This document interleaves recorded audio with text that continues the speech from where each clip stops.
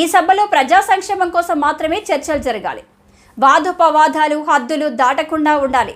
వ్యక్తిగత దూషణలకు తావివ్వకుండా ఉండాలి. అలా కాకుండా గత ప్రభుత్వం లాగా తిట్లకి బూతులకి కొట్లాటలకు వాడితే మనం ప్రతి నిమిషం పొట్టి శ్రీరాములు గారి బలిదానాన్ని అవమానం చేసినట్లే.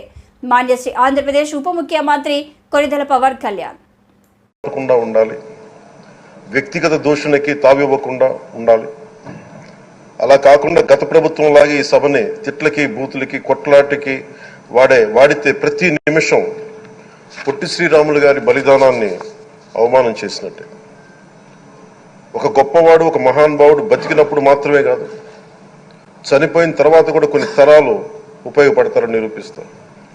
అలాంటి కోవకు చెందిన మహానుభావులు ఆంధ్ర రాష్ట్ర సృష్టికర్త, భాషా ప్రయుక్త రాష్ట్రాలకు శ్రీకారం చుట్టిన ద్రష్ట, అమరజీవి శ్రీ పొట్టి శ్రీరాములు గారి స్మృతిలో ఒక విలువలతో కూడిన ఒక సత్సాంప్రదాయాన్ని తెరలేపుతూ మీ ఆధ్వర్యంలో ఈ సభ జరగాలని, ఈ 5 ఏళ్ల ప్రజా ప్రస్థానంలో ఈ విలువైన 5 ఏళ్లు రాబోయే తరానికి గొప్ప భవిష్యత్తునిచ్చేలా, అన్నం పెట్టే రైతుకి, కౌలు చేసుకునే రైతుకి, రైతు కూలీకి అండగా ఉండేలా, మహిళలకి భద్రతతో పాటు ఉన్నత స్థాయికి ఎదిగేలా, ప్రభుత్వ ఉద్యోగులకి భద్రత కల్పించేలా, పశువు పక్షి ప్రకృతి సర్వజనులందరికీ కూడా మతాలకి ప్రాంతాలకి అతీతంగా సుభిక్షంగా అభివృద్ధి పదంలో ఆంధ్రప్రదేశ్, ఆంధ్ర రాజ్యం అద్భుతమైన ప్రగతి సాధించేలా ఈ చర్చలు సాగాలని కోరుకుంటూ, సభాపతి అయ్యన్న పాత్రుడి గారికి